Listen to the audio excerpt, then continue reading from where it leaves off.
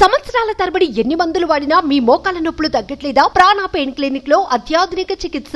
ఆయన అప్పుడు sitting MLA polling booth లోకి సరాసరి వెళ్లి ఈవీఎం నేలకేసి కొట్టాడు.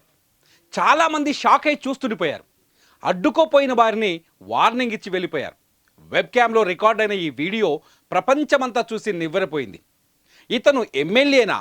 పైపెచ్చు 1 కాదు 2 కాదు 4 సార్లు ఎమ్మెల్యేనా? వామ్మో అనుకొని చూసిన వాళ్ళు బిత్తరపోయారు. ఇంకా చెప్పాలంటే ఆయన పార్టీకి చెందిన వాళ్ళు కూడా అవాక్కయ్యారు. అతనే పల్నాడు మాజీ ఎమ్మెల్యే పిన్నెల్లి రామకృష్ణారెడ్డి. అప్పుడే ఆయన గురించి కూపీ లాగడం మొదలైంది. మాచర్లకే చెందిన ఆయన భాగోతం రాష్ట్రమంతా, ఇంకా చెప్పాలంటే దేశమంతా బయటపడింది. గత 5 ఏళ్లుగా మాచర్ల నియోజకవర్గాన్ని అరాచకాలకు అడ్డాగా మార్చేసి వనరులన్నీ దోచుకోవడం, ప్రతిపక్ష నాయకులు, కార్యకర్తలు, మద్దతుదారులపై దాడులకు తెగబడడం రొటీన్ పనులు చేసేవారని తేలింది. మాచర్లలో అన్ని పదవులు, కాంట్రాక్టులు పిన్నెల్లి సోదరులకు, వాళ్ళ మనుషులకే దక్కాలి. అన్ని వ్యాపారాలు వాళ్ళే చేయాలి. 5 ఏళ్లలో మాచర్ల నియోజకవర్గాన్ని వారు పీల్చి పిప్పి చేశారన్నది లోకల్ టాక్. ఎమ్మెల్యే సోదరుడి కనుసన్నల్లో అక్రమ మద్యం వ్యాపారం 3 సీసాలు 6 గ్లాసులుగా రాజ్యమేలింది.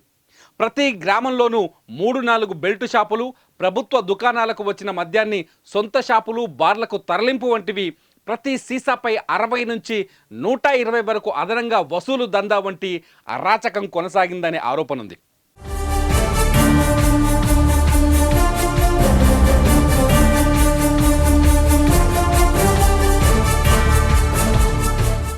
రెండేళ్ల క్రితం జరిగిన మంత్రివర్గ పునర్వ్యవస్థీకరణలో ఎమ్మెల్యేకు మంత్రి పదవి వస్తుందనుకొని కాన్వాయ్ కోసం 6 కొత్త వాహనాల్ని కొన్నారు. ఇన్నాళ్ళు వాటిలోనే తెలంగాణ నుంచి అక్రమంగా మద్యం తెచ్చి విక్రయిస్తున్నారన్న ఆరోపణలున్నాయి.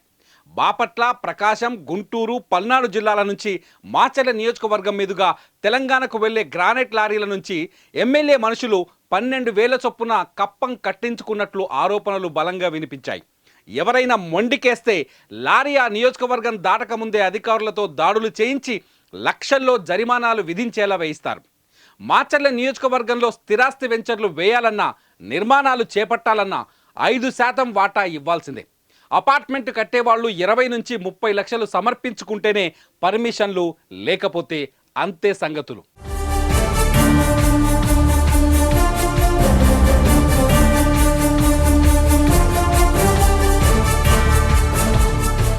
ఎమ్మెల్యే, ఆయన సోదరుడు, అనుచరులంటే పోలీసులకు హడలంట. ఎందుకంటే ప్రతి స్టేషన్లోనూ ఎమ్మెల్యే మనుషులు 2-3 హోంగార్డులుగా పనిచేస్తుంటారు.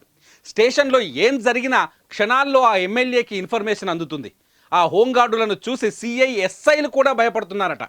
స్థానిక సంస్థల ఎన్నికల్లో టీడీపీ తరఫున నామినేషన్ వేద్దామనుకున్న కొందరు అభ్యర్థులకు పోలీసులే ఫోన్ చేసి పోటీ ఆలోచన మానుకోకపోతే గంజాయి వ్యాపారం చేస్తున్నావని కేసులు పెడతామని బెదిరించిన దాఖలాలు కూడా ఉన్నాయట.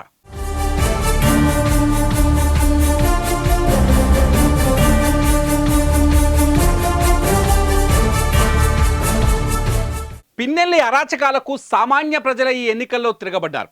సామాన్య మహిళలు ఎమ్మెల్యేను నిలదీయడమే కాకుండా ఎదురించి వెంబడించి తరిమేయడం అక్కడి ప్రజల్లో వచ్చిన మార్పునకు సంకేతం. అక్కడ బతికి బట్ట కట్టాలంటే ఈ ఎన్నికల్లో పిన్నెల్లిని ఓడించాలన్న కసి ప్రజల్లో కనిపించింది. నియోజకవర్గాన్ని ఇన్నాళ్లుగా కనుసైగతో శాసించిన పిన్నెల్లి సోదరులు ప్రజల్లో వచ్చిన మార్పును జీర్ణించుకోలేక విచక్షణ కోల్పోయి ఎక్కడికక్కడ దాడులకు తెగబడినట్లు తెలుస్తోంది. ఓటమి తప్పదన్న నిస్పృహతోనే ఎమ్మెల్యే ఈవీఎంని పగలగొట్టారన్న అభిప్రాయం వినిపిస్తోంది. లేకపోతే ఎక్కడా లేనిది ఎన్నికలయ్యాక కూడా మాచర్ల పరిధిలో అల్లర్లు కొనసాగడమేంటి? పోలీసులపై కూడా ఆందోళనకారులు దాడులు చేయడమేంటి? ఈసీ ఆదేశాలతో విధి లేక ఎమ్మెల్యేపై కేసులు నమోదు చేశారు. కానీ పిన్నెల్లి సోదరులు అప్పటికే పరారై పొరుగు రాష్ట్రంలో టీవీ ఛానళ్లకు బహిరంగంగా ఇంటర్వ్యూలు ఇస్తున్న పోలీసులు అరెస్టు చేయకుండా తాత్సారం చేశారనే ఆరోపణలు బలంగా వినిపించాయి. 2024 ఎన్నికల్లో పిన్నెల్లి బ్రదర్స్ పాపం పండింది. అందుకే పోలింగ్ బూత్లో పిన్నెల్లి చేసిన అరాచకం బయటపడింది. టీడీపీ తరఫున బరిలోకి దిగిన జూలకంటి బ్రహ్మానందరెడ్డి ఘన విజయాన్ని అందుకున్నారు.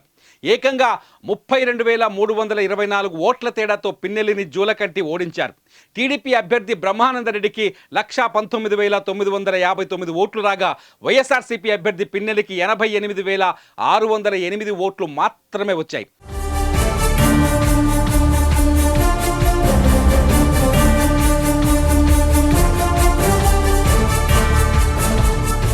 పిన్నెల్లి తీసుకున్న ముందస్తు బెయిలును తాజాగా హైకోర్టు డిస్మిస్ చేయడంతో ఎట్టకేలకు మాజీ ఎమ్మెల్యే అరెస్ట్ అయ్యారు.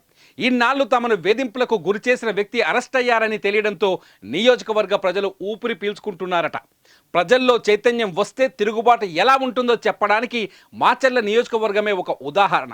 అరాచకాలకు పాల్పడితే ఎవరికైనా శిక్ష తప్పదు అనడానికి పిన్నెల్లి రామకృష్ణారెడ్డి జీవితమే సాక్ష్యం.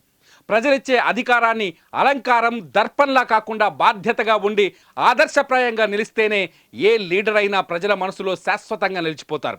లేకపోతే ఎక్కడికి పారిపోయినా చివరికి కట్టకట్టాలు లెక్క పెట్టాల్సిందే. సుమన్ టీవీలో మీ పర్సనల్ అండ్ బిజినెస్ ప్రమోషన్స్ కోసం కింది నెంబర్కి కాంటాక్ట్ చేయండి.